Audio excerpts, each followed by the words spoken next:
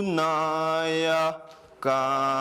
깜비아사이자 10년 동안 시민했어요. 건거 글씨는 있어요. 글씨는 있는데 안 가르쳤어요. 한글이 단 3년 만에 우리 60년 프랑스 제국을 산산조각 냈다. 지금 아프리카 대륙 전체가 그야말로 발칵 뒤집혔습니다. 인류 역사상 본 적도 없는 엄청난 문자 대혁명이 터졌거든요. 프랑스가 60년간 지배한 아프리카에는 3억 명이 살고 있습니다. 하지만 그중 70%가 글을 읽지 못합니다. 10년 동안 5억 유로를 쏟아부은 교육 원조도 이 벽을 넘지 못했습니다. 그런데 전 세계가 경악한 반전이 터졌습니다. 식민지 한 번 가져본 적 없이 선진국이 된 지구상 유일한 나라, 대한민국. 그 나라의 문자가 3억 명을 해방시키기 시작한 것입니다. 프랑스어는 감옥이었다. 한글은 자유다. 15개국이 동시에 한글 채택을 선언하는 초유의 사태. 도대체 무슨 일이 벌어진 걸까요? 193개국 대표가 앉아있는 유엔 총회장에서 프랑스 대표가 자리에서 일어났습니다. 프랑스를 대표해 사과드립니다. 우리가 틀렸습니다. 60년간 아프리카의 자국 언어를 강요하던 나라가 전 세계 앞에서 고개를 숙인 겁니다. 그 자리에 저도 있었어요. 저는 나디아 은디아이입니다. 소르본 박사학위, 유네스코 언어학자, 그리고 프랑스가 배신자라 불렀던 세네갈 여자입니다. 이 모든 건 3년 전 아프리카 중퇴율 63%의 흙바닥 교실에서 시작됐습니다. 하지만 그 답이 대륙 전체를 뒤흔들 줄은 그때는 아무도 몰랐어요. 다카르 외곽 구랑 지구의 한 초등학교, 유네스코 문해율 실태 조사 때문에 찾아간 곳이었어요. 그런데 32명의 아이들이 앉아있는 그 교실에서 저는 소리를 듣지 못했습니다. 아이들의 눈이 열려 있었지만 아무것도 보고 있지 않았습니다. 생기가 아니라 체념이 깔려 있었어요. 칠판 앞에서 프랑스어 교사가 입을 열었어요. 봉주르, 코망 알레부. 대답이 없었습니다. 교사가 한 번 더 또렷하게 반복했어요. 32명 중 단 한 명도 입을 열지 않았습니다. 그런데 10분 후 종이 울리자 제 눈을 의심했어요. 방금 전까지 시체처럼 앉아있던 아이들이 교실 밖으로 쏟아져 나가더니 월로프어로 소리를 지르고 서로 밀치고 까르르 웃으며 뛰어다니기 시작한 겁니다. 같은 아이들이 맞나 싶었어요. 수업 시간에는 꺼져 있던 스위치가 쉬는 시간에 단번에 켜진 것 같았습니다. 한 소년이 제 앞에 와서 멈춰 섰어요. 12살쯤, 마른 몸에 눈만 유독 크고 까만 아이였습니다. 이름은 이브라. 누구예요? 월로프어였어요. 저도 세네갈 출신이니까 대답할 수 있었죠. 교육을 연구하는 사람이야. 이브라가 저를 빤히 올려다봤습니다. 그리고 이 아이가 던진 한마디에 제 다리가 굳었어요. 왜 우리는 우리 말로 공부하면 안 돼요? 10년 동안 교육 현장을 다녔습니다. 파리에서 박사학위를 받고 유네스코 보고서를 쓰고 국제학회에서 발표도 했어요. 그런데 이 질문 앞에서 저는 한마디도 할 수 없었습니다. 프랑스어를 잘 배우면 좋은 미래가 열려. 겨우 꺼낸 말이었어요. 교과서에 써 있는 그대로. 이브라가 씁쓸하게 웃었습니다. 12살이 지을 표정이 아니었어요. 형도 그렇게 말했어요. 근데 3년 다니다 때려치웠어요. 프랑스어가 아무리 해도 안 들린다고. 다음 날 수업을 참관했어요. 수학 시간이었습니다. 교사가 칠판에 적었어요. 트루아 플리카트르 에갈 세트. 3 더하기 4는 7점. 아이들이 소리 내어 따라 읽었지만 눈동자가 움직이지 않았습니다. 뭔가를 이해할 때 사람의 눈은 반짝이잖아요. 그게 없었어요. 쉬는 시간에 이브라를 불렀습니다. 월로프어로 계산할 수 있어? 당연하죠. 예트 주롤 네트. 거침없이 대답하더니 운동장 모래바닥에 막대기로 3, 4, 7을 차례로 긁어 보였어요. 그런데 왜 수업 시간에는 대답을 못하니? 이브라가 고개를 떨궜습니다. 선생님이 입을 여는데 소리만 나와요. 무슨 뜻인지 하나도 모르겠어요. 교무실에서 확인한 이 학교의 중퇴율은 63%. 10명이 들어오면 6명이 초등학교도 못 마치고 나갑니다. 교장이 깊은 한숨을 쉬며 말했어요. 아이들이 바보라서가 아닙니다. 월로프어로 설명하면 뭐든 금방 알아들어요. 근데 프랑스어로 수업을 시작하는 순간 귀가 닫힙니다. 마치 벙어리가 된 것처럼. 그날 저녁 이브라의 집을 찾아갔어요. 흙벽돌에 양철 지붕을 얹은 작은 집이었습니다. 어머니가 따뜻하게 맞아주셨지만 프랑스어는 한마디도 못하셨어요. 우리 아들이 똑똑한 건 알아요. 집에서는 뭐든 척척이에요. 근데 학교만 가면 바보 취급을 받아요. 눈시울이 붉어지더니 어머니가 말을 이었습니다. 나도 학교를 다녔어요. 2학년 때 그만뒀죠. 프랑스어를 도저히 못 따라가서. 우리 어머니도 그랬고 할머니도 그랬어요. 글자를 모르는 채로 태어나서 글자를 모르는 채로 살다가 글자를 모르는 채로 죽는 거예요. 3대째 학교를 나서는데 이브라가 뛰어와서 제 손을 잡았어요. 작고 거칠고 뜨거운 손이었습니다. 선생님, 우리도 우리 말로 공부할 수 있는 날이 올까요? 그 눈빛을 저는 아직도 잊지 못합니다. 간절한데 이미 반쯤 포기한 12살이 가져서는 안 되는 눈빛. 저는 프랑스 정부 장학금으로 공부했고 프랑스어 덕분에 여기까지 왔습니다. 그래서 지금부터 하는 이야기가 더 무겁습니다. 프랑스어가 저한테는 사다리였지만 이브라한테는 감옥이었다는 걸 그날 처음 알았으니까요. 파리로 돌아가서 보고서를 썼어요. 현 시스템의 근본적 재검토가 필요하다. 적었다가 지우고 다시 적었다가 또 지웠습니다. 이걸 제출하면 무슨 일이 벌어질지 뻔히 알고 있었거든요. 2달 후 그 보고서를 바탕으로 파리 교육부 회의가 열렸습니다. 프랑스어권 아프리카 15개국의 교육 실태를 다루는 자리였어요. 저는 떨리는 손으로 발표를 시작했습니다. 세네갈, 말리, 부르키나파소 등에서 초등학교 중퇴율이 평균 55%를 넘고 있습니다. 가장 큰 원인은 언어 장벽입니다. 회의실이 술렁였어요. 교육부 차관 모렐이 인상을 찌푸렸습니다. 그래서 무엇을 제안하는 겁니까? 심호흡을 했어요. 토착어 교육의 도입이 필요합니다. 최소한 초등학교 저학년까지는 월로프어, 밤바라어 같은 현지 언어로 기초 교육을 해야 합니다. 순간 회의실 공기가 얼어붙었어요. 누군가 코웃음을 쳤습니다. 언어정책국장 베르나르였어요. 은디아의 박사, 아프리카 언어로 과학을 가르치겠다고요. 수학은요? 역사는? 그런 원시적인 언어로는 현대 문명을 담을 수 없습니다. 원시적이라고요? 얼굴이 화끈거렸습니다. 월로프어는 1000만 명이 사용하는 언어입니다. 복잡한 철학적 개념도 충분히 표현할 수 있고요. 하지만 문자가 없지 않습니까? 베르나르가 비웃으며 말했어요. 설마 구전으로 교육하자는 건 아니겠죠? 모렐 차관이 손을 들어 제지했습니다. 은디아의 박사, 우리는 60년간 프랑코포니를 통해 아프리카의 문명을 전파해 왔습니다. 이제 와서 그걸 부정하겠다는 겁니까? 부정하는 게 아닙니다. 현실을 직시하자는 거예요. 60%의 아이들이 학교를 떠나고 있습니다. 그건 그들의 능력 문제입니다. 교육정책실장 기호가 차갑게 끊었어요. 프랑스어를 배울 능력이 있는 아이들은 성공하고 없는 아이들은 자연스럽게 도태되는 겁니다. 제 귀를 의심했습니다. 자연스러운 도태라고요? 8살짜리 아이한테 그 말을 할 수 있습니까? 그게 교육입니까? 감정적으로 접근하지 마십시오. 모렐이 단호하게 말했어요. 프랑스어는 이성과 논리의 언어입니다. 아프리카가 발전하려면 프랑스어를 배워야 합니다. 이건 변할 수 없는 사실이에요. 제가 입을 열려는 순간 모렐이 테이블을 쳤습니다. 은디아의 박사, 당신은 프랑스 정부 장학금으로 소르본에서 공부했어요. 프랑스 납세자의 돈으로. 그런데 이제 와서 프랑스 교육 시스템을 공격합니까? 마지막 일격이었어요. 은혜를 모르는 사람으로 몰아가는 겁니다. 저는 더 이상 입을 열 수 없었습니다. 회의가 끝나고 복도로 나왔을 때 젊은 직원 하나가 조심스럽게 다가왔어요. 박사님, 저는 동의합니다. 주위를 살피며 속삭였습니다. 하지만 여기서는 아무도 바꾸려 하지 않아요. 프랑코포니는 프랑스의 자존심이거든요. 건드리면 안 되는 거예요. 파리 오구의 허름한 카페에 혼자 앉았어요. 커피가 식어가는 걸 보면서 이브라의 목소리가 계속 귓가에 맴돌았습니다. 우리도 우리 말로 공부할 수 있는 날이 올까요? 오늘 회의에서 답을 얻었어요. 프랑스는 절대 바뀌지 않을 거라는 답을. 그날 밤 세네갈에 있는 동료 파테에게 전화했습니다. 어떻게 됐어? 예상대로야. 원시적인 언어래. 능력이 없으면 도태되는 게 당연하대. 우리는 영원히 프랑스어의 노예로 살아야 하나 봐. 포기하지 마. 나디아. 언젠가 길이 열릴 거야. 하지만 그때는 몰랐습니다. 그 언젠가가 이렇게 빨리, 이렇게 뜻밖의 모습으로 찾아올 줄은. 석 달 후 저는 싱가포르에 있었습니다. 아시아 교육혁신 포럼에 초청받은 거였어요. 솔직히 말하면 기대가 없었습니다. 파리에서 벽에 부딪힌 뒤로 뭘 해도 허무했거든요. 또 다른 관료들의 회의, 또 다른 그럴듯한 발표, 또 다른 아무것도 바뀌지 않는 결론. 그러려니 하고 간 자리였어요.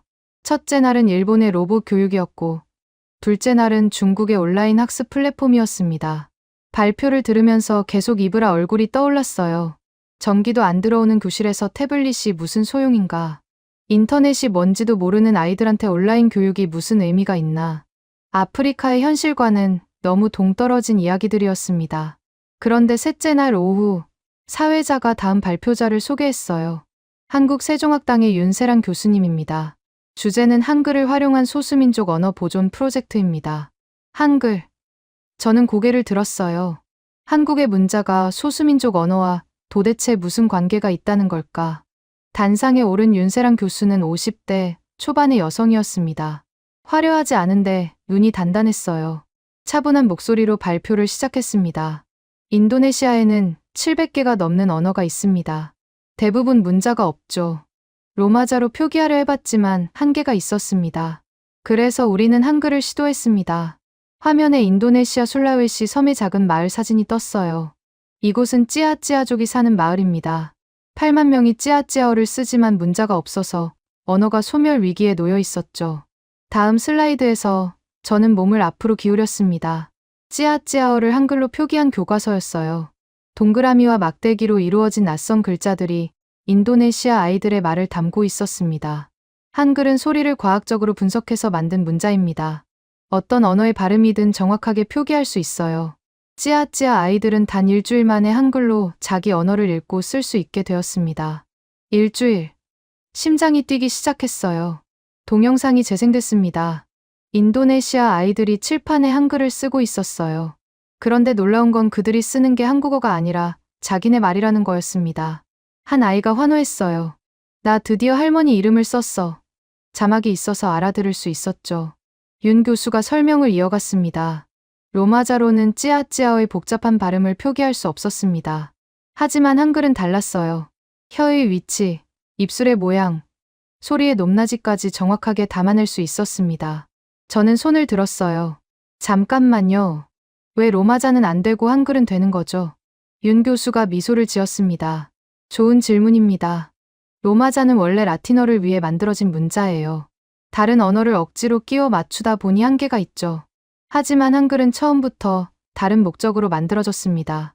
화면에 한복을 입은 인물의 초상이 나타났어요. 1446년 세종대왕은 한글을 반포하면서 이렇게 말했습니다. 나란말싸미 둥극에 달아. 우리나라 말이 중국과 달라서 백성들이 하고 싶은 말이 있어도 표현할 수 없다. 이를 딱하게 여겨 새로 글자를 만든다. 전율이 등을 타고 올라왔습니다. 600년 전 한국도 우리와 똑같은 고민을 했던 거예요. 자기 말이 있는데 쓸 수 있는 문자가 없어서 벙어리처럼 사는 백성들. 이브라와 같은 처지였던 겁니다. 세종대왕은 누구나 쉽게 배울 수 있는 과학적인 문자를 만들었습니다. 입술 모양을 본떠서 글자를 만들고 혀가 닿는 위치를 그대로 글자에 담았어요. 그래서 어떤 언어의 소리든 표기할 수 있는 겁니다. 쉬는 시간이 되자마자 저는 윤 교수에게 달려갔어요. 교수님, 저는 세네갈에서 온 나디아 은디아에입니다. 저희도 같은 문제가 있어요. 월로프어를 쓰는데 문자가 없고 프랑스어 때문에 아이들이 학교를 떠나고 있어요. 윤 교수가 눈을 반짝였습니다. 세네갈이라면 월로프어를 쓰시죠? 네, 맞아요. 한글로 월로프어를 표기해 보신 적은요? 저는 놀라서 되물었어요. 한글로 월로프어를요? 윤 교수가 노트를 꺼냈습니다. 당신 이름을 월로프어로 어떻게 발음하죠? 나디아 은디아예요. 교수가 펜을 들더니 뭔가를 적었어요. 한글로 나디아 은디아에 월로프어 특유의 콧소리까지 살려서 적은 거였습니다. 이게 제 이름이에요? 네. 한글은 세상의 모든 소리를 담을 수 있거든요. 월로프어의 특수한 발음도 문제없을 거예요. 그날 저녁 호텔 방에서 밤을 새웠어요. 한글에 대해 검색하고 또 검색했습니다. 자음과 모음의 조합 원리, 소리의 과학적 분석, 누구나 아침에 배워서 저녁에 쓸 수 있다는 말. 새벽 3시쯤이었어요. 화면을 보다가 갑자기 눈물이 쏟아졌습니다. 이거다. 이게 바로 우리가 찾던 답이다. 하지만 동시에 무서웠어요. 프랑스 관료들의 얼굴이 떠올랐거든요. 모렐 차관의 테이블 치는 소리, 베르나르의 코웃음, 기우의 차가운 눈. 이걸 들고 가면 뭐라고 할까? 한국 문자를 아프리카에 들여오겠다고? 난리가 날 거였습니다. 다음 날 아침 윤 교수와 식사를 하면서 솔직하게 털어놓았어요.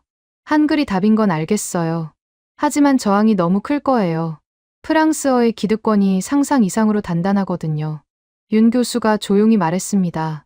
변화는 항상 작은 곳에서 시작됩니다. 세종대왕도 처음엔 신하들의 거센 반대에 부딪혔어요. 한자를 쓰는 게 당연했던 시대에 새 문자를 만든다니까 미친 짓이라고 했죠. 하지만 백성들이 한글의 가치를 알아봤어요.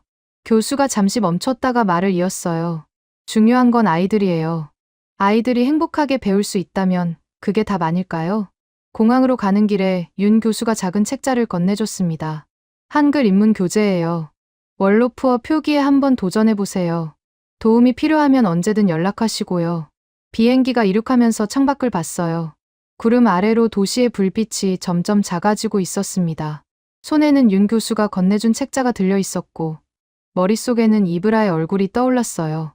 일단 해보자. 공식 채널로는 안 된다. 파리한테 허락을 구하면 영원히 안 된다. 내 고향에서 조용히 나 혼자라도 시작해보자. 그때는 몰랐습니다. 동그라미 하나, 막대기 하나로 시작한 일이 대륙 전체를 뒤흔들게 될 줄은. 세네갈로 돌아온 저는 곧장 고향으로 향했습니다. 다카르에서 차로 2시간 거리의 작은 마을 티바완. 사촌 동생 쿠자가 그곳에서 비공식 학교를 운영하고 있었어요. 정부 지원을 받지 못하는 아이들을 모아서 돌보는 곳이었죠. 학교라기보다는 양철 지붕 아래 나무 의자 몇 개를 놓은 공간에 가까웠습니다. 언니, 갑자기 웬일이야? 쿠자가 반갑게 맞아줬어요. 쿠자, 내가 새로운 걸 하나 시도해 보려고 해. 너희 아이들하고 함께 싱가포르에서 가져온 자료를 펼쳐 보였어요. 쿠자가 고개를 갸우뚱했습니다. 이게 뭐야? 동그라미랑 막대기 그림 같은데? 한글이라는 문자야. 이걸로 월로푸어를 쓸 수 있어. 월로푸어를. 쿠자가 눈이 휘둥그레졌어요. 우리 말을. 정말로? 그날 저녁 20명의 아이들 앞에 섰습니다. 8살부터 14살까지 나이가 다양했어요. 전부 프랑스어 학교에서 중퇴했거나 아예 학교를 다녀본 적 없는 아이들이었습니다. 오늘부터 특별한 걸 배울 거야. 우리 말을 쓰는 법을. 아이들이 수군거렸어요. 월로푸어를 쓴다고요? 그게 돼요? 11살 알라산이 손을 번쩍 들었어요. 선생님, 월로푸어는 말로만 하는 거 아니에요? 우리 할아버지도 그렇게 말했는데 이제부터는 쓸 수 있어. 이 글자로 칠판에 큰 원을 그렸습니다. 이건 오야. 입을 동그랗게 해서 내는 소리지. 오, 아이들이 따라했어요. 이번엔 세로로 막대기 하나를 그었습니다. 이건 이야. 이. 너무 단순했어요. 그래서 아이들이 금방 알아들었습니다. 고을 가르칠 때는 목에 손을 대게 했어요. 여기서 소리가 걸리지. 그 걸리는 모양이 이 글자야. 아이들이 깔깔 웃으면서 서로 목을 만져봤습니다. 30분이 지났을 때 믿을 수 없는 일이 벌어졌어요. 8살 아자가 칠판 앞으로 나왔습니다. 분필을 쥔 손이 살짝 떨리고 있었어요. 교실이 조용해졌습니다. 아자가 천천히 한 글자 적기 시작했어요. 아, 자기 이름이었습니다. 태어나서 처음으로 자기 이름을 쓴 거였어요. 아자가 뒤를 돌아보며 소리쳤습니다. 선생님, 저 썼어요. 제 이름 썼어요. 순간 교실이 터졌어요. 아이들이 너도 나도 칠판으로 달려갔습니다. 나도 쓸래. 순식간에 칠판이 한글로 쓴 이름들로 가득 찼어요. 알라산, 키네, 바바카르, 파투마타. 글자 모양은 삐뚤빼뚤했지만 하나하나가 이 아이들의 존재 그 자체였습니다. 쿠자가 교실 뒤에서 눈물을 닦고 있었어요. 언니, 이게 정말 되는 거였어. 애들이 저렇게 좋아하는 거 한 번도 못 봤어. 이틀째부터는 단어를 가르쳤어요. 아이들이 가장 좋아하는 단어부터 시작했습니다. 엄마는 월로푸어로 뭐야? 야이. 아이들이 한 목소리로 외쳤어요. 칠판에 야이라고 썼습니다.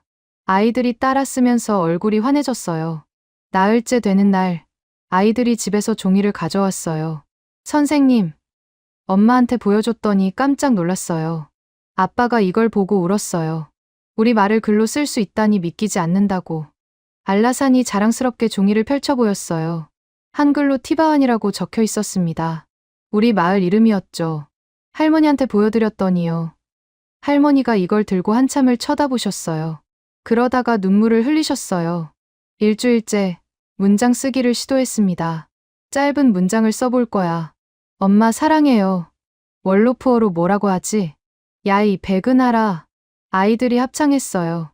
칠판에 천천히 적었습니다. 야이 백은하라. 아이들이 조용히 따라 썼어요. 그때 누군가 훌쩍이기 시작했습니다. 13살 키네였어요. 왜 그래? 키네? 엄마한테 편지 쓰고 싶어요. 키네의 목소리가 떨렸습니다. 엄마는 글을 몰라서 제가 학교 다니는 것도 이해 못했거든요. 학교에서 뭘 배우는지, 왜 가야 하는지 한 번도 설명해 드린 적이 없어요. 근데 이제 우리말로 편지를 쓸 수 있잖아요.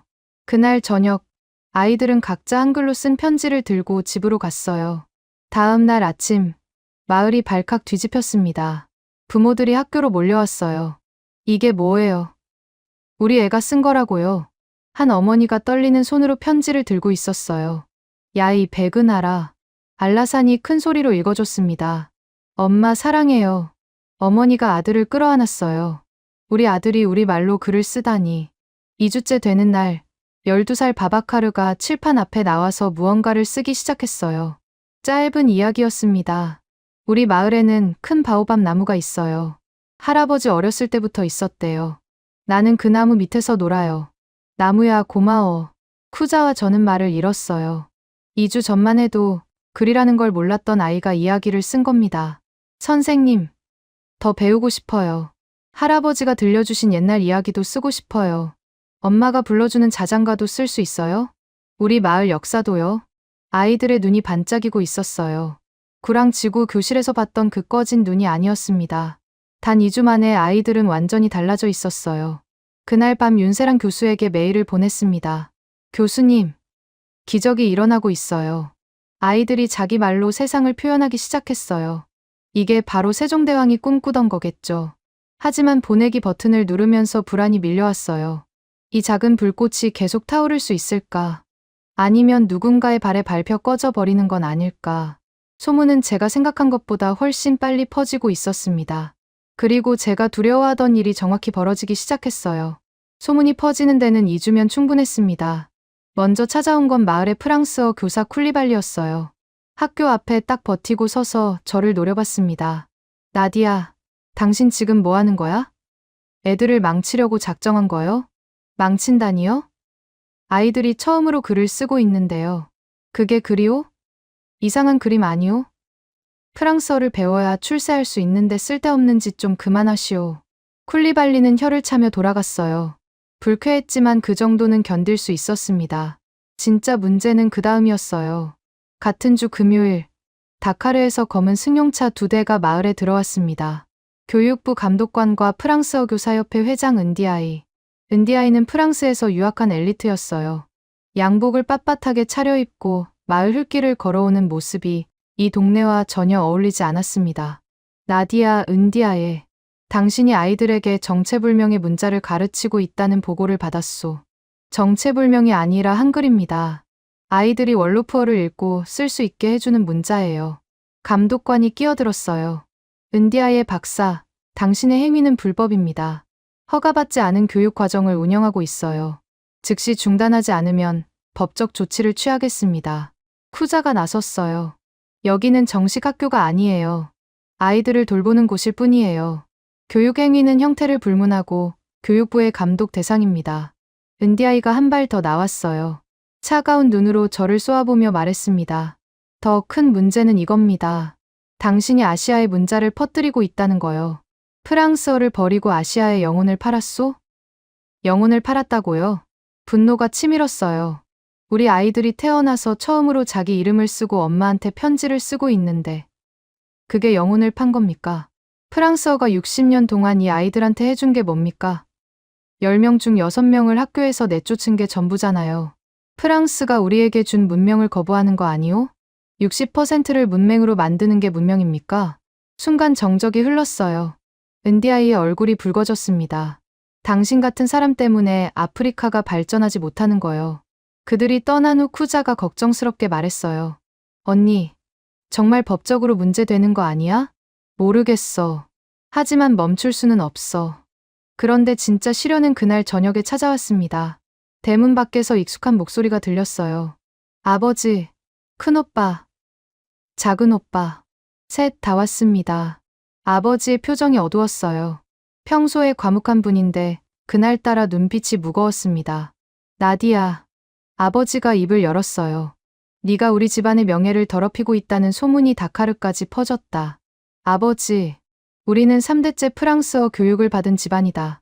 내 할아버지는 독립 후 세네갈 최초의 프랑스어 교사셨어. 나도 프랑스어로 공무원 시험을 보고 이 집안을 일으켰고. 그런데 네가 그 모든 걸 부정한다니. 큰오빠가 끼어들었습니다. 파리까지 유학 보냈더니 돌아와서 하는 짓이 이거야? 아시아 글자를 퍼뜨려. 오빠, 한번 와서 직접 봐. 아이들이 얼마나 행복해하는지. 행복. 그게 밥 먹여주냐?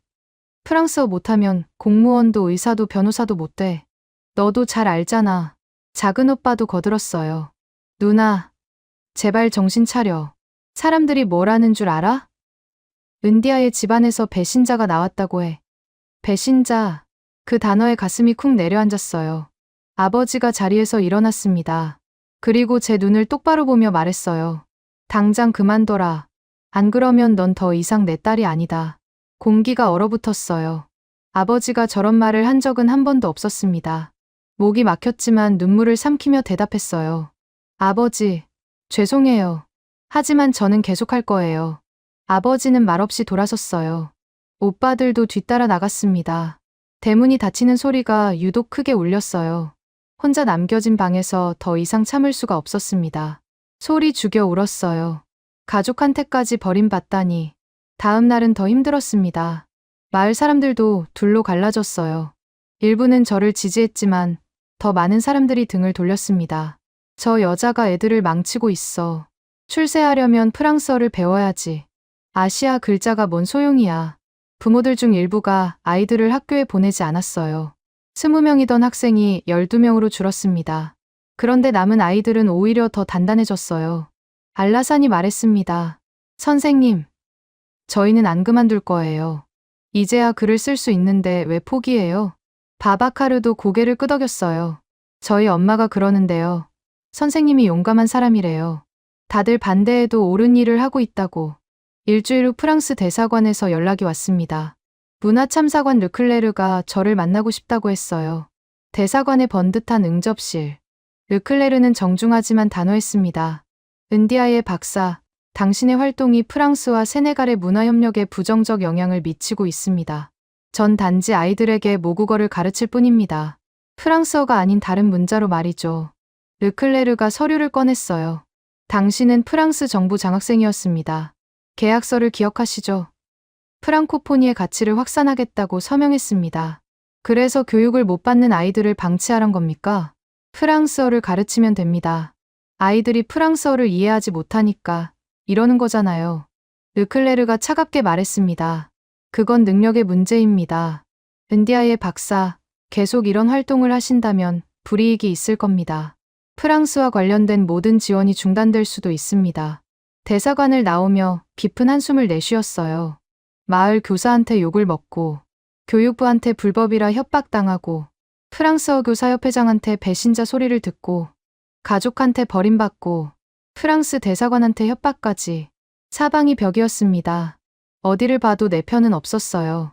그날 저녁 숙소로 돌아오는 길에 아자가 쓴 일기장을 펴봤어요. 삐뚤빼뚤한 한글이 한 줄 적혀 있었습니다. 오늘도 한글을 배웠다. 이제 나는 엄마 이야기를 쓸 수 있다. 엄마가 들려주는 옛날 이야기를 잊어버리지 않을 것이다. 8살짜리가 쓴 이 한 줄이 저를 다시 일으켜 세웠어요.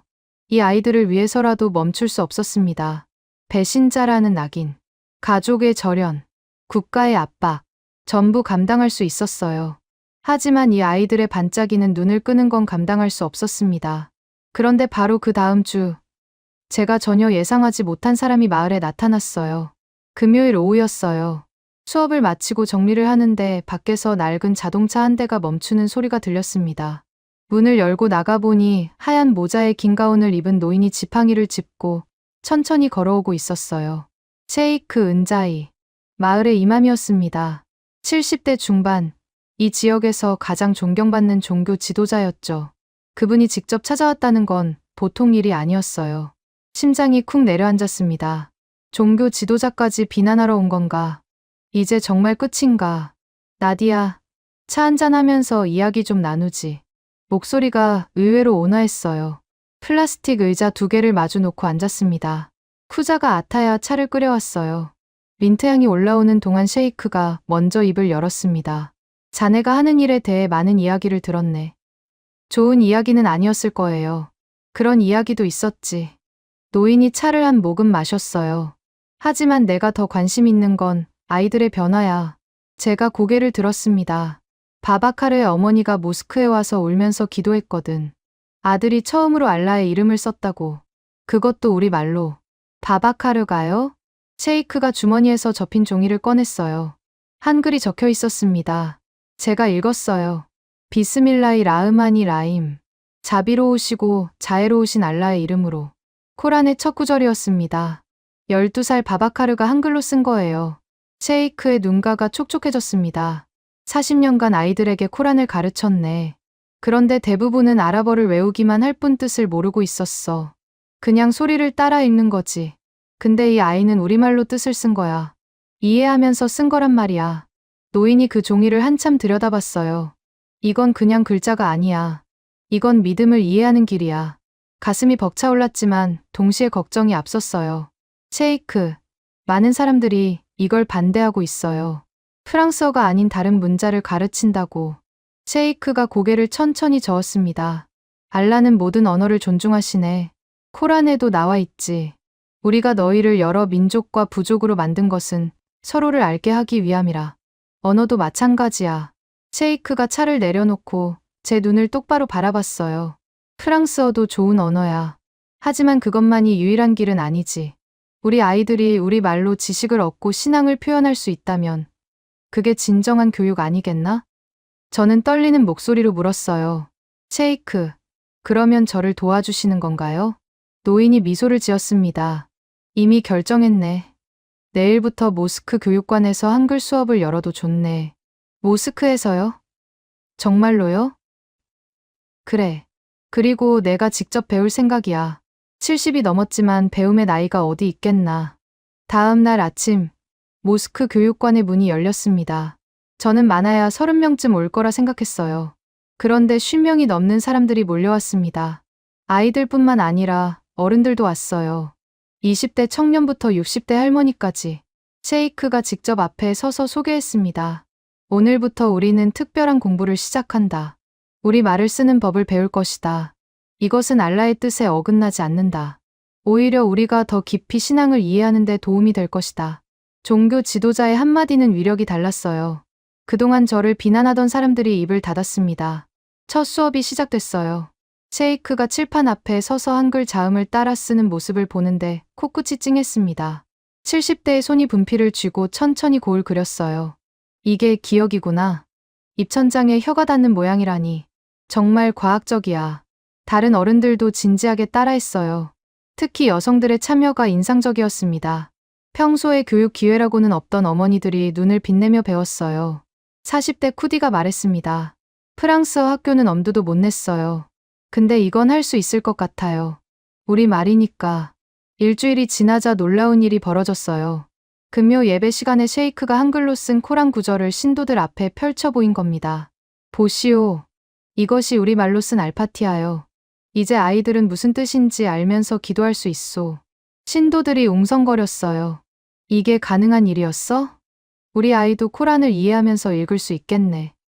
일부 보수적인 신도들이 반발했습니다.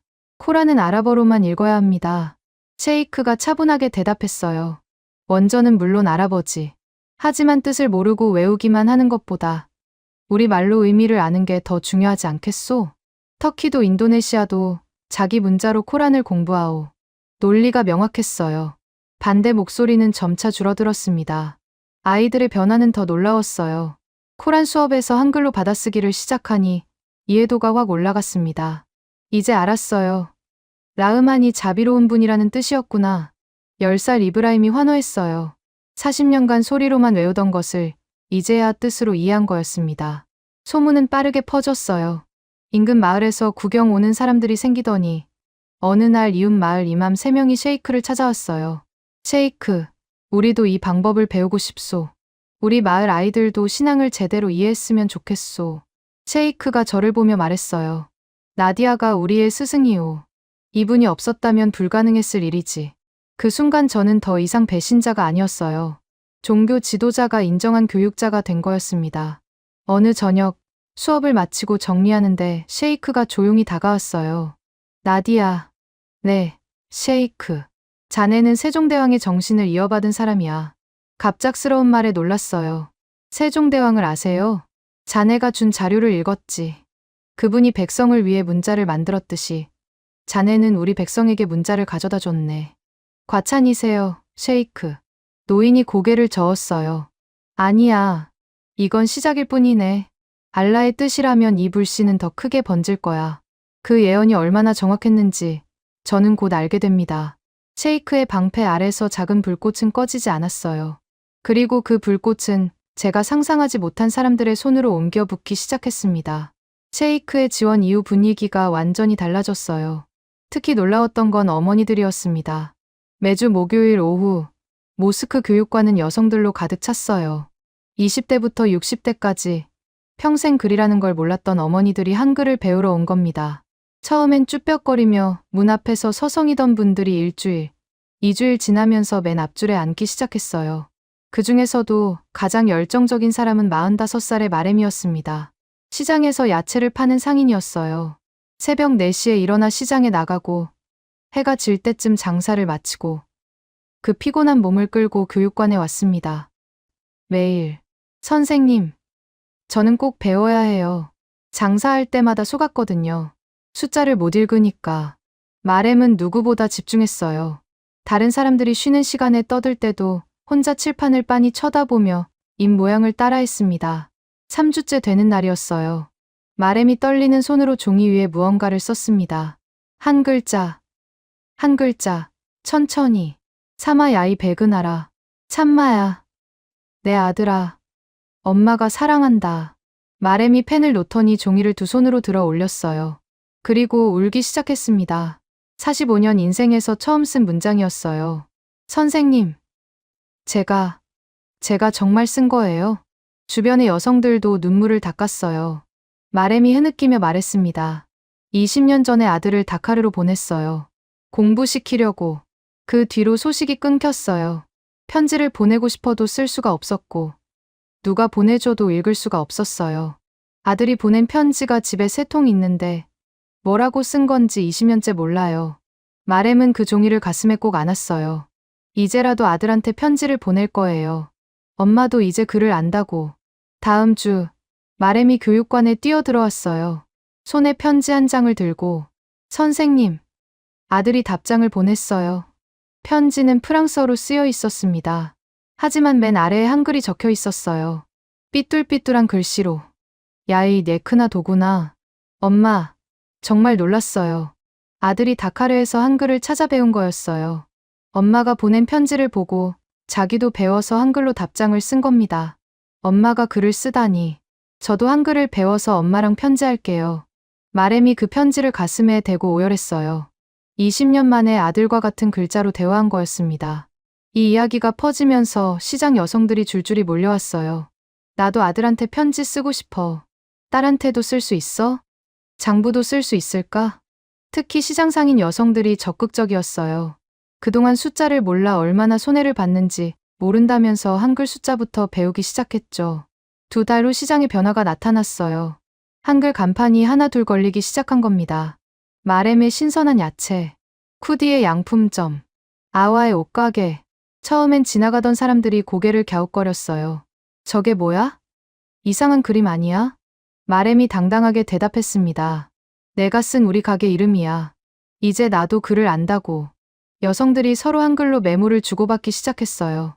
물건 값을 적어주고 레시피를 공유하고 심지어 시장 한편에서 쪽지를 돌리기도 했죠. 50대 쿠디가 수줍게 고백한 날은 교육관이 웃음바다가 됐어요. 남편한테 처음으로 연애 편지를 썼어요. 결혼한 지 30년 만에. 남편이 읽고 한참 가만히 있더니 고개를 돌려서 울더라고요. 이런 변화를 보면서 마을 남자들도 슬금슬금 관심을 보이기 시작했어요. 우리 마누라가 글을 쓰는데 나만 모르면 창피하잖아. 딸이 아빠도 배우라고 졸라. 남성반도 만들어졌어요. 자존심 때문에 처음엔 뒷줄에 앉아서 힐끔거렸지만 이틀만 지나면 앞줄 싸움이 벌어졌습니다. 그런데 진짜 혁명은 다른 곳에서 터졌어요. 어느 날 마렘이 시장 상인 여성 10명을 이끌고 찾아왔습니다. 선생님, 우리가 결정했어요. 여성 상인 조합을 만들 겁니다. 그리고 모든 거래를 한글로 기록할 거예요. 조합을요? 왜 안 돼요? 이제 우리도 글을 쓸 수 있는데. 그동안 중간 상인한테 얼마나 당했는지 몰라요. 감자 100kg를 팔았는데 50kg만 샀다고 우기고. 증거가 없으니까 매번 당할 수밖에 없었죠. 이제는 우리가 직접 장부를 쓸 거예요. 일주일 뒤 티바은 여성 상인 조합이 정식으로 출범했어요. 첫 회의를 구경 갔는데 감동적이었습니다. 30명의 여성이 둘러앉아 한글로 회의록을 작성하고 있었어요. 오늘 날짜, 참석자 마렘, 쿠디, 아와 외 27명. 안건, 공동 구매 및 판매 가격 협의. 회의가 끝나고 마렘이 말했어요. 40년 장사했지만 오늘처럼 뿌듯한 날은 없었어요. 드디어 우리가 주인이 된 것 같아요. 한 달 만에 조합원이 100명을 넘었어요. 그러자 놀라운 일이 벌어졌습니다. 다카르의 대형 유통업체에서 연락이 온 거예요. 티바완 여성조합과 직거래하고 싶습니다. 체계적인 장부 관리가 인상적이네요. 중간 상인을 거치지 않고 직거래를 하니 수익이 2배로 뛰었어요. 신문에까지 실렸습니다. 문맹 여성들의 기적이라는 제목이었죠. 하지만 진짜 가슴이 먹먹했던 순간은 따로 있었어요. 60살 자라 할머니가 어느 저녁 떨리는 손으로 편지를 가져왔습니다. 선생님, 이거 제가 쓴 거예요. 편지를 펴보니 눈물이 났어요. 내 아들아, 엄마도 이제 글을 안다. 40년 전 네가 프랑스로 떠날 때 공항에서 울기만 했던 엄마가 이제는 너한테 편지를 쓴다. 보고 싶다 내 아들아. 엄마가, 자라 할머니가 흐느꼈어요. 아들이 파리에서 의사가 됐대요. 잘 됐죠. 근데 편지 한 통 제대로 주고받은 적이 없어요. 전화를 해도 아들은 프랑스어로 말하고 나는 월로프어로 말하고 40년을 그렇게 살았어요. 2주 후 자라 할머니의 아들이 세네갈로 왔어요.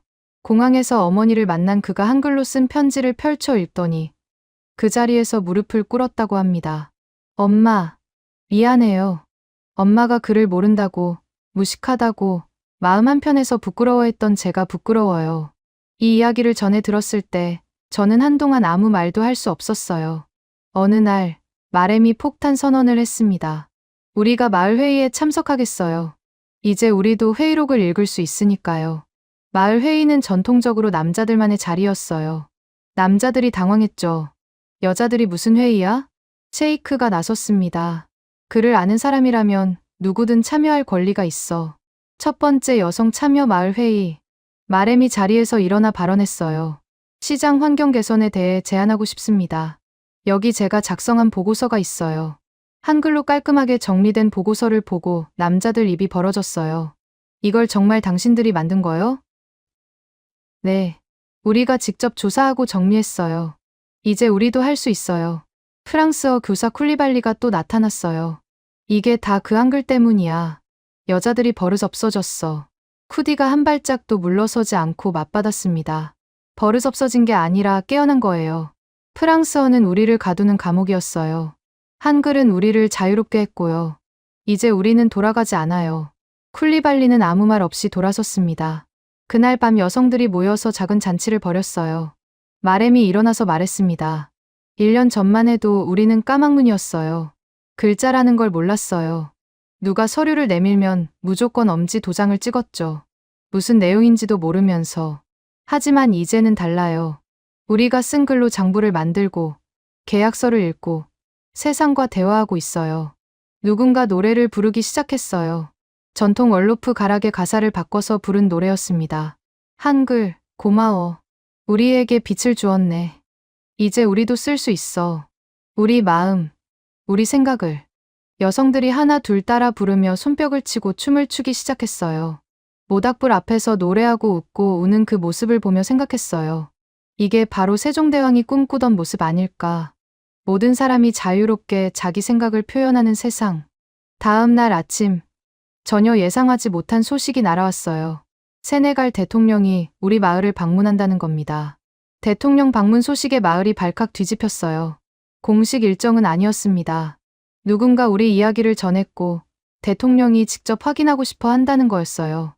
방문일 아침, 마을 입구에 특별한 현수막이 걸렸습니다. 한글로 쓴 환영 문구였어요. 마마두 살 대통령님, 티바완에 오신 것을 환영합니다. 경호원들이 먼저 도착했을 때 현수막을 보고 당황한 표정을 지었어요. 이게 뭡니까? 중국어인가요? 마렘이 당당하게 대답했습니다. 한글이에요. 우리가 쓴 우리말이에요. 오전 10시 대통령 차량이 먼지를 일으키며 마을에 들어섰어요. 마마두 살 대통령은 50대 후반, 프랑스에서 경제학을 공부한 엘리트였습니다. 차에서 내린 대통령이 현수막을 보더니 걸음을 멈췄어요. 이걸 누가 썼습니까? 저희가 썼습니다. 대통령님. 여성 상인들이 앞으로 나섰어요. 대통령이 믿기 어렵다는 표정으로 물었습니다. 정말로요? 여러분이 직접? 그때 8살 아자가 앞으로 걸어 나왔어요. 손에 접은 종이를 들고 있었습니다. 대통령 할아버지, 이거 제가 쓴 편지예요. 읽어 드릴게요. 아자가 또렷한 목소리로 읽기 시작했어요. 대통령 할아버지께, 우리는 이제 글을 써요. 엄마도 할머니도 쓸 수 있어요. 한글로 우리 말을 쓰니까 너무 좋아요. 프랑스어는 어려워서 울었는데 이제는 웃으면서 공부해요. 대통령의 표정이 진지해졌습니다. 얼마나 배웠니? 2달이요. 2달 만에 이렇게 쓸 수 있다고? 체이크가 나섰어요. 대통령님, 직접 보시죠. 아이들이 얼마나 빨리 배우는지. 즉석 시연이 시작됐어요. 한글을 한 번도 본 적 없는 아이 하나를 불러서 가르쳤습니다. 이건 아야. 입을 크게 벌려봐. 아, 이건 이야. 입을 옆으로 당겨봐. 15분 후, 그 아이가 분필을 들고 칠판에 자기 이름을 썼어요. 대통령이 경악했습니다. 15분 만에 이게 가능합니까? 제가 앞으로 나가 설명했어요. 대통령님, 한글은 과학적으로 만들어진 문자입니다. 입술 모양을 보고 글자를 만들었고, 혀가 닿는 위치를 그대로 글자에 담았어요. 그래서 누구나 빨리 배울 수 있습니다. 우리 아이들에게 필요한 건 바로 이런 도구였어요. 대통령이 물었습니다. 당신이 나디아 은디아의 박사군요. 파리의 배신자라고 들었는데 심장이 쿵했어요. 배신자가 아닙니다. 저는 우리 아이들을 위한 길을 찾았을 뿐이에요. 그때 마렘이 용기를 냈어요. 대통령님, 저희 장부 좀 보시겠어요? 여성 상인 조합의 한글 장부를 펼쳐 보였습니다. 날짜별 거래 내역, 수입과 지출, 공동 구매 기록까지 꼼꼼하게 정리되어 있었어요. 대통령이 장부를 한참 들여다봤습니다. 이걸 여러분이 직접 작성한 겁니까? 네. 이제 저희도 안 속아요. 다 기록하니까요. 대통령이 고개를 끄덕이다가 갑자기 물었어요. 이 한글로 프랑스어도 쓸 수 있습니까? 물론입니다. 제가 즉석에서 칠판에 적었어요. 봉주르 무슈르 프레지당. 안녕하십니까 대통령님. 놀랍군요. 정말 모든 소리를 표현할 수 있는 거로군요. 점심을 마친 대통령이 마을 회관에서 즉석 연설을 했어요. 마을 사람들이 모두 모였습니다. 오늘 저는 충격을 받았습니다. 청중이 숨을 죽였어요. 우리가 60년간 해내지 못한 일을 여러분은 몇 달 만에 해냈습니다. 프랑스어 교육만이 유일한 길이라고 믿었던 제가 틀렸습니다. 교육의 목적은 지식을 전달하는 것이지 특정 언어를 강요하는 게 아닙니다. 대통령이 잠시 말을 멈췄어요. 그리고 선언했습니다. 정부 차원에서 한글 교육을 검토하겠습니다. 모든 세네갈 국민이 자기 언어로 교육받을 권리가 있습니다. 환호성이 터졌어요. 여성들은 서로 부둥켜 안고 울었습니다. 하지만 대통령은 신중하게 덧붙였어요. 물론 반발이 클 겁니다. 프랑스도, 국내 기득권층도 반대할 거예요. 하지만 변화는 필요합니다. 떠나기 전 대통령이 제게 조용히 말했어요.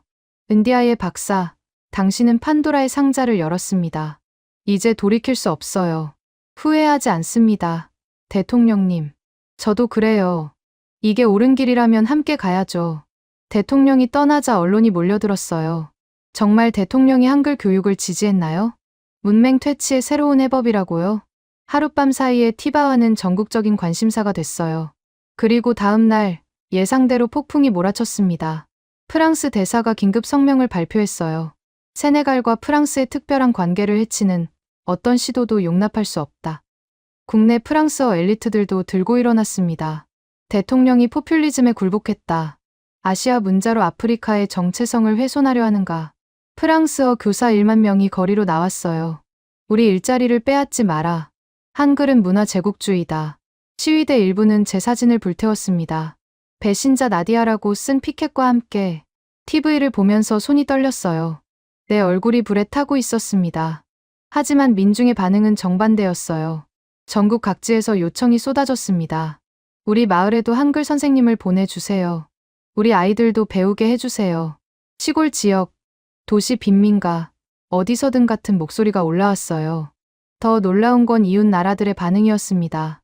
말리, 부르키나파소, 니제르의 교육부 장관들이 세네갈을 방문한 거예요. 우리도 한글 교육에 관심이 있습니다. 말리 장관이 말했어요. 프랑스의 압박이 두렵지 않냐고요? 우리는 이미 가난합니다. 하지만 우리 국민 대부분이 글을 읽지 못하는 것. 그게 진짜 두려운 겁니다. 프랑스는 거세게 밀어붙이고 있었고 아프리카의 목소리는 점점 커지고 있었습니다. 양쪽의 압력 사이에서 대통령이 어떤 선택을 할지 그것이 모든 걸 결정할 순간이 다가오고 있었어요. 대통령궁 회의는 팽팽한 긴장 속에서 시작됐어요. 교육부 장관, 문화부 장관, 프랑스어권 담당 장관까지 모였습니다. 저도 참석 요청을 받았어요. 은디아의 박사, 당신이 시작한 일이 얼마나 큰 파장을 일으키고 있는지 아시오? 교육부 장관 은도예가 차가운 목소리로 물었어요. 아이들이 글을 배우는 게 그렇게 큰 문제입니까? 문제는 그게 아니요. 프랑스어권 담당 장관 디우프가 서류를 내밀었습니다. 프랑스 정부의 공식 서한입니다. 한글 교육을 공식화할 경우 연간 5억 유로의 교육 원조를 중단하겠다고 합니다. 5억 유로.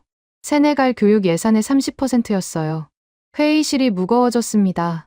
그뿐이 아닙니다. 은도예가 덧붙였어요. 프랑스 대학들이 세네갈 학생 받기를 거부하겠답니다. 유학의 길이 막힌다는 겁니다. 침묵이 길어졌어요. 대통령이 입을 열었습니다. 그래도 우리 국민 70%가 문맹인 현실은 바뀌지 않습니다. 은디아의 박사, 당신의 방법이 정말 해법이 될 수 있소? 네, 대통령님. 3개월이면 기초 문해력을 갖출 수 있습니다. 프랑스어로는 3년이 걸리는 일입니다. 하지만 국제사회에서 고립될 텐데. 디우프가 걱정스럽게 말했어요. 그때 문화부 장관 실라가 뜻밖의 발언을 했습니다. 잠깐, 우리가 왜 이렇게 프랑스 눈치만 봐야 합니까? 독립한 지 60년이 넘었는데. 실라, 현실을 봐야지. 은도예가 핀잔을 줬어요. 현실이요. 현실은 우리 국민 대부분이 글을 못 읽는다는 겁니다. 그게 진짜 현실 아닙니까? 논쟁이 뜨거워졌어요. 대통령이 손을 들어 중재했습니다. 일단 시범사업으로 시작합시다. 몇 개 지역에서 한글 교육을 해보고 결과를 보는 거요. 하지만 프랑스의 응징은 즉각적이었습니다. 다음 날 프랑스계 기업들이 세네갈 투자 재검토를 발표했어요. 프랑스계 은행들은 대출 금리를 올렸고요. 며칠 뒤에는 서아프리카 프랑스어권 정상회의에서 세네갈이 제외됐습니다. 한글을 공용 문자로 검토하는 국가는 프랑코포니 회원 자격이 없다. 프랑스 대통령의 직접적인 경고였죠. 국내에서도 반발이 이어졌어요. 프랑스어 교사들의 시위는 더 거세졌고 프랑스계 대기업에서 일하던 청년들이 한글 교육을 지지했다는 이유로 집단 해고를 당했습니다. 그런데 이 해고 사건이 오히려 불을 질렀어요. 분노한 시민들이 거리로 쏟아져 나왔습니다. 진정한 독립을 원한다. 우리 말로 배울 자유를. 놀랍게도 시위대 중에 대학생들이 많았어요. 프랑스어로 교육받은 엘리트 청년들이었습니다. 의대생 알리우가 마이크를 잡았어요. 저는 프랑스어로 의학을 배웠습니다. 하지만 제 환자 대부분은 프랑스어를 못해요. 소통이 안 되는 의사가 무슨 소용입니까? 법대생 아미나도 외쳤습니다. 법전은 프랑스어로 쓰여 있는데 국민 70%가 읽지 못해요. 이게 정의입니까? 젊은 엘리트들의 참여가 판도를 바꿨어요. 대통령이 긴급 대국민 담화를 발표했습니다. 국민 여러분, 우리는 기로에 서 있습니다. 편한 길을 갈 것인가? 옳은 길을 갈 것인가? 잠시 멈췄다가 이어갔어요. 저는 티바안에서 한글로 처음 글을 쓴 아이들의 눈빛을 잊을 수 없습니다. 그것이 우리의 미래입니다. 따라서 정부는 한글을 활용한 모국어 교육을 공식 정책으로 채택합니다. 프랑스어도 계속 가르치되 모국어 문해력을 먼저 기르겠습니다. 프랑스는 즉각 모든 원조를 끊었어요. 대통령은 물러서지 않았습니다. 우리는 가난하더라도 자유로운 국민이 되겠습니다. 무지하지만 부유한 것보다 깨어있지만 가난한 것이 낫습니다. 원조가 끊기자 세네갈은 심각한 재정난에 빠졌어요. 교육 예산 30%가 증발한 거나 다름없었습니다. 어떻게 하나 막막했어요. 그런데 뜻밖의 곳에서 연락이 왔습니다. 어느 아침 한국 대사관에서 전화가 울렸어요. 은디아의 박사님, 한국 정부에서 긴급히 만나고 싶어 합니다. 대사관에 도착하니 낯선 얼굴들이 기다리고 있었어요. 한국 교육부, 외교부, 그리고 놀랍게도 한국 대기업 관계자들까지. 안녕하세요. 저는 한국교육부 아프리카 협력과장 윤채원입니다. 윤채원. 순간 심장이 멈추는 것 같았어요. 혹시 윤세랑 교수님과 윤채원 과장이 미소 지었습니다. 제 어머니십니다. 어머니가 세네갈 이야기를 정말 많이 하셨어요. 모녀였어요. 싱가포르에서 제 인생을 바꾼 그 교수의 딸이 이 자리에 앉아 있었습니다. 한국 정부는 세네갈의 한글 교육 프로젝트를 전폭 지원하기로 했습니다.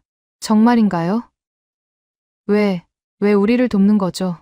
외교부 관계자가 설명했어요. 한글은 한국만의 것이 아닙니다. 유네스코 세계기록 유산이죠. 인류 공동의 자산인 한글이 아프리카에서 문맹 퇴치에 기여한다면 그것이야말로 세종대왕의 뜻을 실현하는 일입니다. 그때 삼성 관계자가 앞으로 나왔어요.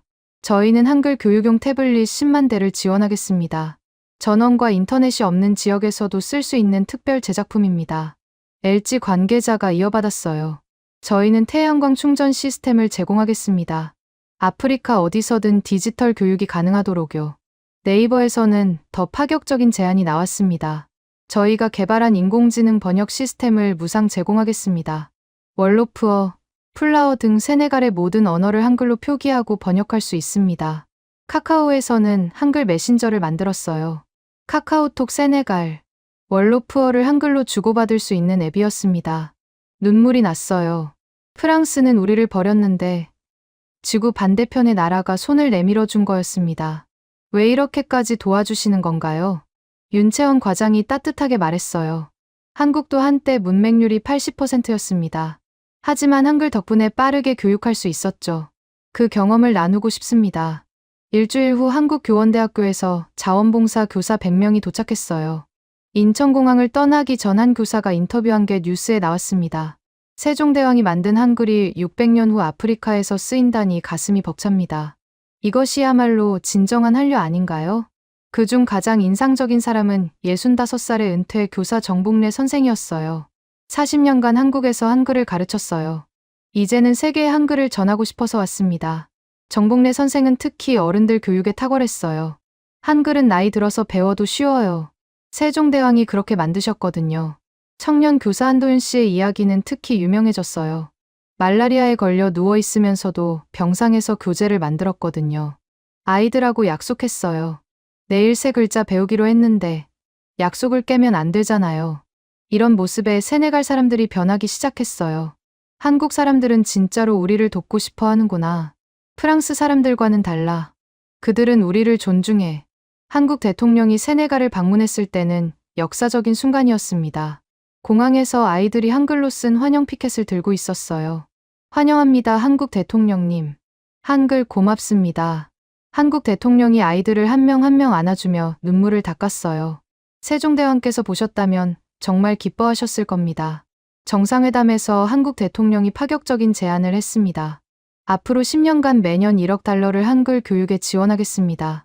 조건은 없습니다. 오직 아이들이 행복하게 배우기만 하면 됩니다. 마마두 살 대통령이 감격한 목소리로 대답했어요. 프랑스는 60년간 우리를 지배했습니다. 하지만 한국은 단 1년 만에 우리를 자유롭게 했습니다. 그날 밤 세네갈에 있는 동료 파테에게 전화했어요. 파테, 우리가 해내고 있어. 나디야, 알아. 전국에서 난리야. 모두가 한글을 배우고 싶어 해. 전화를 끊고 창밖을 봤습니다. 다카르의 밤하늘에 별이 쏟아지고 있었어요. 프랑스가 문을 닫았을 때 세상이 끝난 줄 알았는데 지구 반대편에서 더 큰 문이 열린 거였습니다. 하지만 이건 시작이었어요. 세네갈 한 나라가 아니라 대륙 전체가 움직이기 시작했거든요.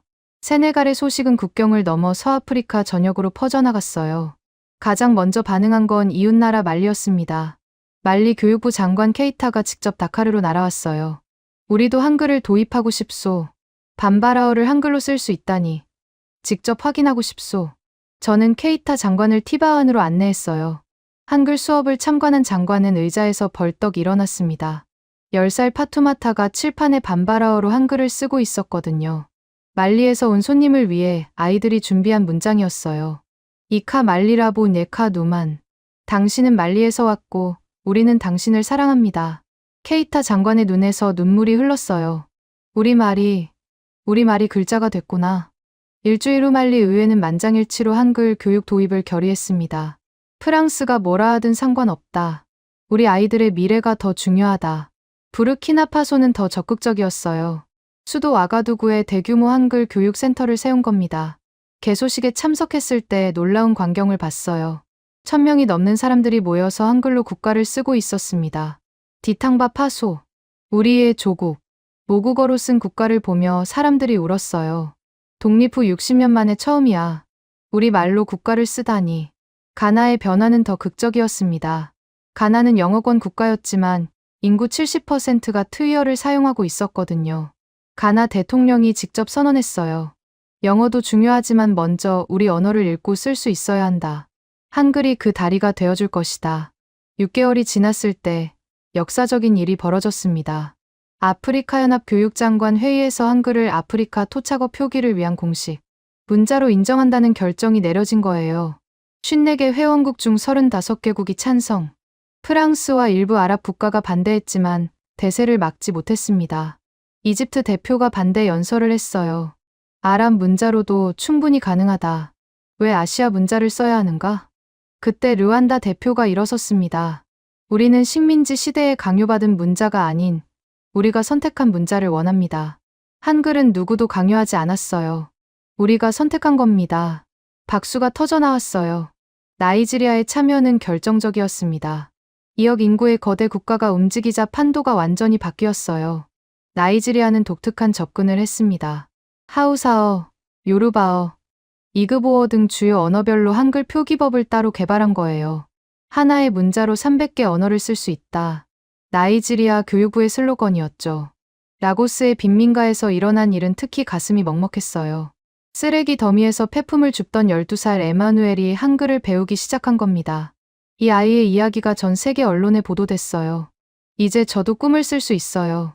의사가 되고 싶다고요. 에마누엘이 한글로 쓴 일기장이 공개됐을 때 세계가 멈췄습니다. 오늘도 쓰레기를 주웠다. 하지만 이제는 다르다. 내가 글을 쓸 수 있으니까. 언젠가 이 일기를 읽으며 웃을 날이 올 것이다. 남아프리카 공화국의 참여로 대륙 전체가 움직이기 시작했어요. 아프리카 최대 경제국이 나서자 나머지 국가들도 주목했습니다. 우리는 11개 공용어를 가진 나라다. 한글은 이 모든 언어를 평등하게 만들어줄 도구다. 줄루어, 코사어, 반투어, 모든 언어가 한글로 표기되기 시작했어요. 그의 가장 인상적인 사건은 아프리카 한글 문학상의 탄생이었습니다. 첫 공모에 5,000편이 넘는 작품이 쏟아졌어요. 대상은 말리의 10대 소녀 아미나타가 받았습니다. 작품 제목은 바오밥 나무 아래. 바오밥 나무 아래 어머니가 들려준 이야기. 이제는 잊지 않아요. 한글로 썼으니까. 바람이 불어도 비가 와도 내 글자는 남아있어요. 우리 이야기는 영원해요. 시상식에서 아미나타가 한 말이 잊히지 않아요. 프랑스어로는 할머니 이야기를 쓸 수 없었어요. 단어가 없었거든요. 하지만 한글로는 할머니 목소리까지 담을 수 있어요. 그 순간 티바안에서 바바카르가 칠판에 썼던 바오밥 나무 이야기가 떠올랐어요. 2주 만에 글을 배운 12살 아이가 쓴 그 짧은 글이 대륙 전체의 문학으로 피어난 거였습니다. 세계보건기구의 보고서도 충격적이었어요. 한글 교육 도입 지역에서 보건 지표가 눈에 띄게 개선된 겁니다.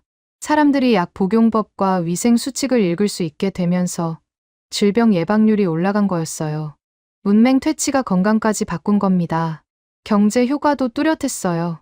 세계은행 보고서에 따르면 한글 도입 1년 만에 해당 지역 경제 성장률이 평균 5% 올라갔다고 합니다.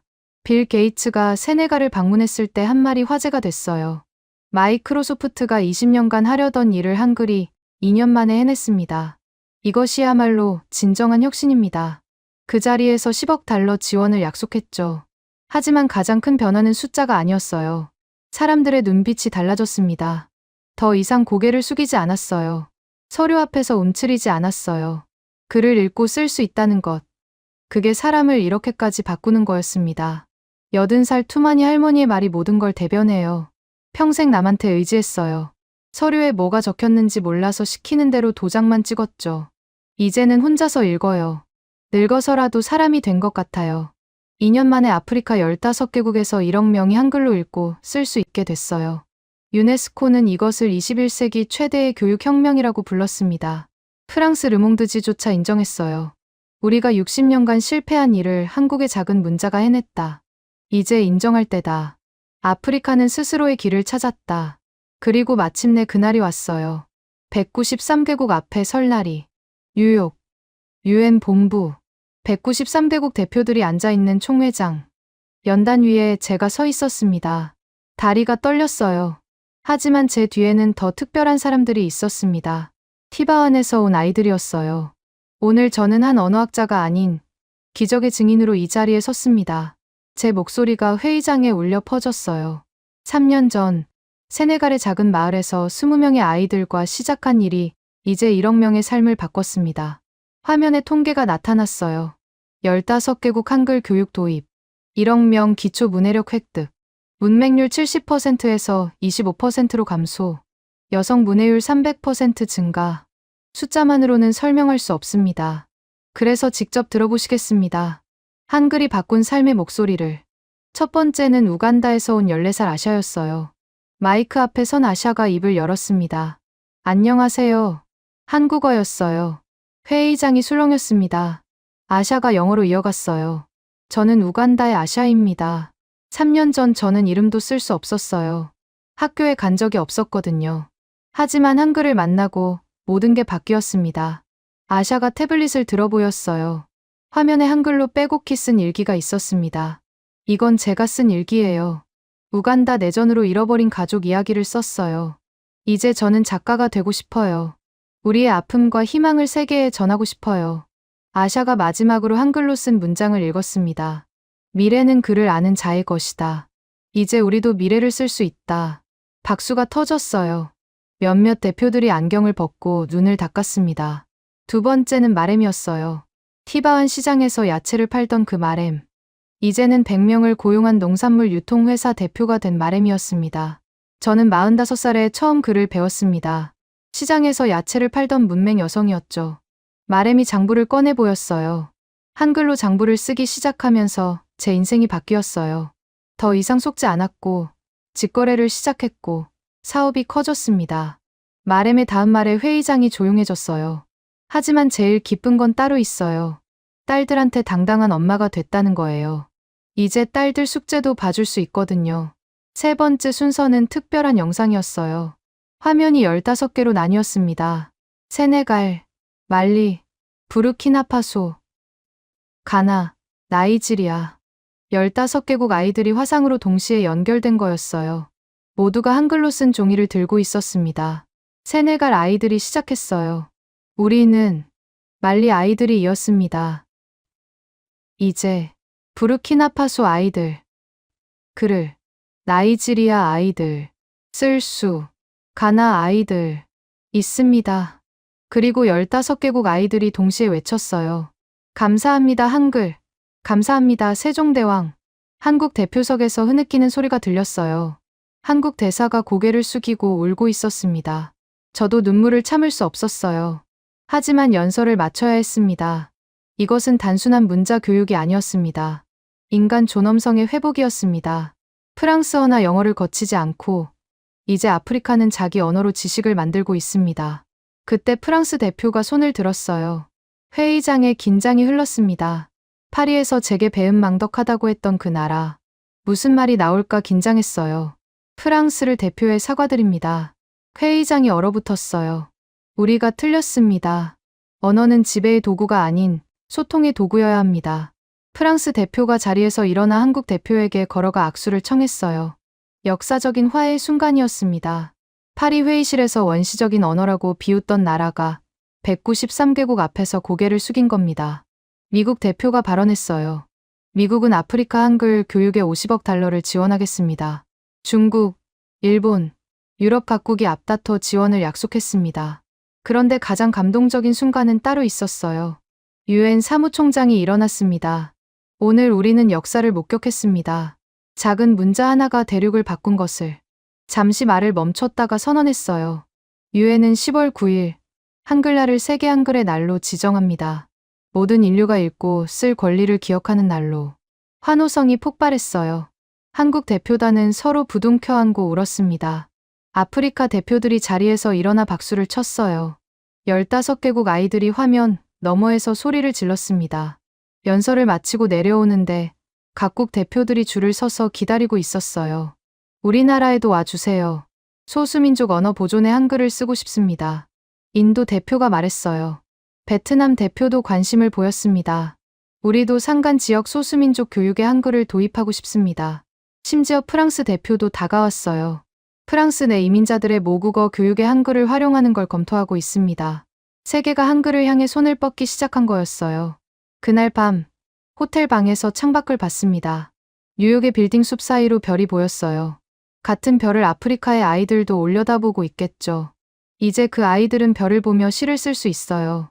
자기 말로, 한글로. 전화가 울렸어요. 티바완의 쿠자였습니다. 언니, 우리가 해낸 거야? 아니야. 아이들이 해낸 거야. 마을 사람들이 전부 모여서 축하하고 있어. 언니가 자랑스럽다고 전해달래. 전화를 끊고 한참을 창밖만 바라봤어요. 이브라의 질문이 떠올랐습니다. 우리도 우리 말로 공부할 수 있는 날이 올까요? 그날이 온 거였어요. 정말로. 시간이 흘러 3년이 지났습니다. 아프리카 대륙의 문맹률이 70%에서 20%로 떨어졌어요. 역사상 가장 빠른 문맹 퇴치였습니다. 마렘은 이제 손녀에게 밤마다 동화책을 읽어줘요. 한글로 쓴 월로푸어 동화책을. 라고스 빈민가에서 쓰레기를 줍던 에마누엘은 나이지리아 대학교 장학생이 됐습니다. 문화적 변화도 놀라웠어요. 아프리카 한글 문학상은 세계적 권위를 인정받았고 노벨 문학상 후보에 아프리카 한글 작가 3명이 올랐습니다. 그중 한 명이 우간다의 아샤였어요. 17살 최연소 후보. 한글로 아프리카의 목소리가 세계에 울려 퍼지다. 각국 언론의 헤드라인이었습니다. 경제 성과도 대단했어요. 대륙 전체의 경제 성장률이 3년간 평균 8%를 기록했습니다. 세계은행은 이를 문해력 혁명이 낳은 경제 기적이라고 불렀죠. 나이지리아는 아프리카의 실리콘밸리가 됐어요.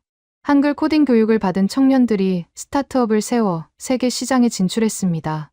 한글로 배운 논리적 사고가 프로그래밍에 큰 도움이 됐어요. 나이지리아 최연소 유니콘 기업 대표의 말이었어요. 교육 시스템도 완전히 달라졌습니다. 이제 대부분의 아프리카 국가에서 초등학교 1학년은 모국어와 한글로 시작해요. 그 다음에 영어나 프랑스어를 배우죠.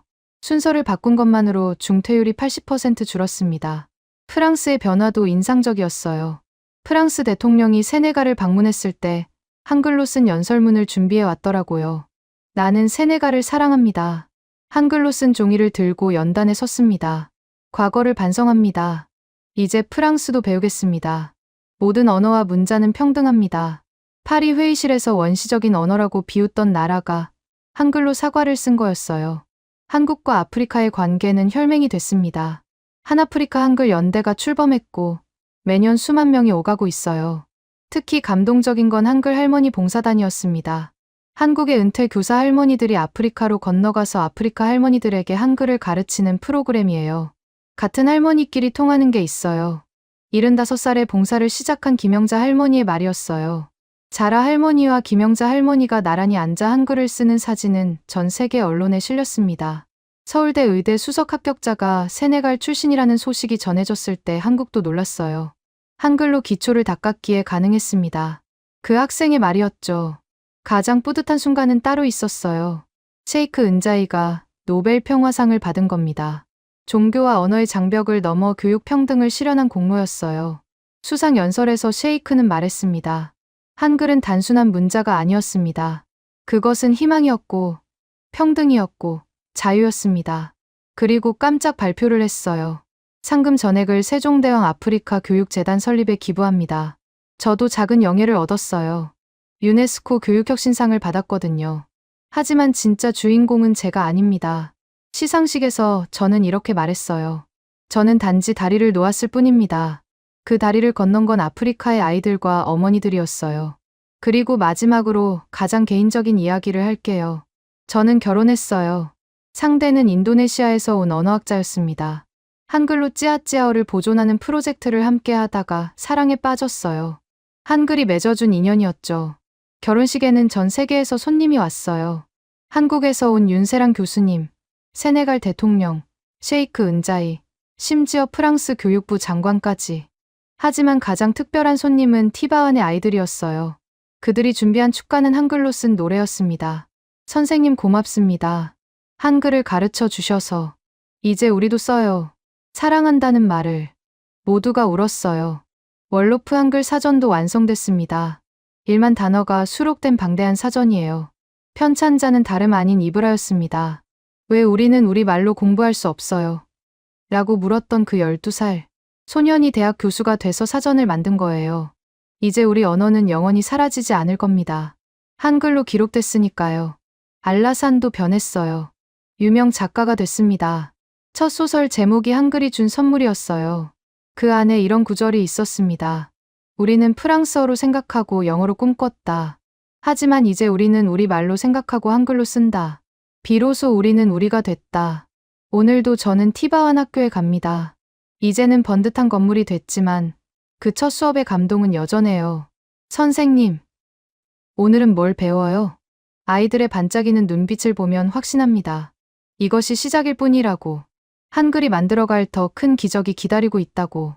세종대왕님, 당신이 600년 전에 만드신 그 글자가 지구 반대편 아프리카 대륙을 바꿨습니다. 당신이 백성을 사랑해서 만든 문자가 600년 후 3억 명에게 자유를 안겨줬습니다. 당신이 꿈꾸셨던 게 바로 이것이겠죠. 모든 사람이 자유롭게 자기 뜻을 펼치는 세상. 그 꿈이 이루어지고 있습니다. 아프리카에서 한글로. 정말 고맙습니다.